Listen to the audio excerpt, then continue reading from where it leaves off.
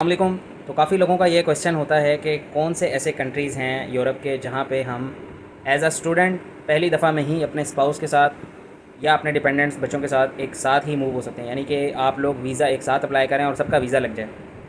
तो जो कंट्रीज़ मेरे इल्म में हैं उसमें स्कैंडिनेविया की तमाम कंट्रीज़ हैं, जैसा कि नॉर्वे, स्वीडन, डेनमार्क, फिनलैंड वगैरह। यहाँ पे आपका जब एडमिशन हो जाता है तो आप स्पाउस और डिपेंडेंट के साथ ही वीज़ा अप्लाई कर सकते हैं। और साउथ यूरोप में जो स्पेन है, जिसमें काफ़ी लोगों के मुझे केसेस पता हैं, स्पेन में आप एक साथ आ सकते हैं। बाकी कंट्रीज़ का 50% का मुझे आइडिया नहीं है। कुछ कंट्रीज़ का ये है कि वो नहीं अलाउ करते, जैसे जर्मनी में अलाउ नहीं है एक साथ आना। इसी तरह आपका पुर्तगाल में अलाउ नहीं है, बाद में आप अप्लाई कर सकते हैं फैमिली रियूनियन।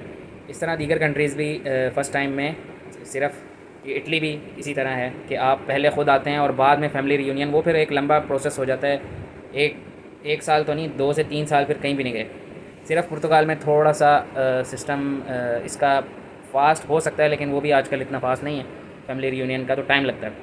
तो शुरू में जो कंट्रीज़ आपको बताए हैं कि तमाम स्कैंडिनेवियन कंट्रीज़ और स्पेन का मेरे इल्म में है, जो आपको एक साथ ही वीज़ा देते हैं। इसमें करना ये होता है कि आपकी जो बैंक स्टेटमेंट है वो आपकी डबल हो जाती है।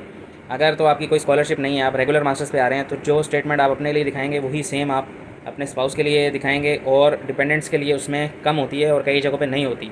जैसे स्कैंडिनेविया में कुछ कंट्रीज़ में आपको सिर्फ अपनी और स्पाउस के लिए ही बैंक स्टेटमेंट दिखानी पड़ती है, बच्चों के लिए नहीं दिखानी पड़ती। जबकि जैसे फ़िनलैंड की अगर मैं बात करूँ तो उनकी वेबसाइट पे तमाम डिटेल्स बड़े अच्छे से लिखी हुई हैं कि आपने अपनी कितनी आपकी अमाउंट शो करनी है। तकरीबन 7,000 यूरोज़ है। फिर आपका जो स्पाउस है उसकी भी उससे तकरीबन बराबर है, और जो बच्चे हैं उनकी अमाउंट थोड़ी सी कम है। वो सारी कैलकुलेशन उन्होंने वहाँ दी हुई है कि आपकी बैंक स्टेटमेंट जो है वो डबल या ट्रिपल हो सकती है, जितने भी बंदे आपके साथ हैं, जितने डिपेंडेंट्स हैं, जितने बच्चे हैं, वाइफ है, उस हिसाब से। लेकिन इन कंट्रीज़ में आप साथ ही मूव हो सकते हैं। कोई भी एडमिशन ले, चाहे वो वाइफ का एडमिशन हो या हस्बैंड का एडमिशन हो, साथ में स्पाउस और बच्चों के साथ ही वो एक साथ मूव हो सकते हैं।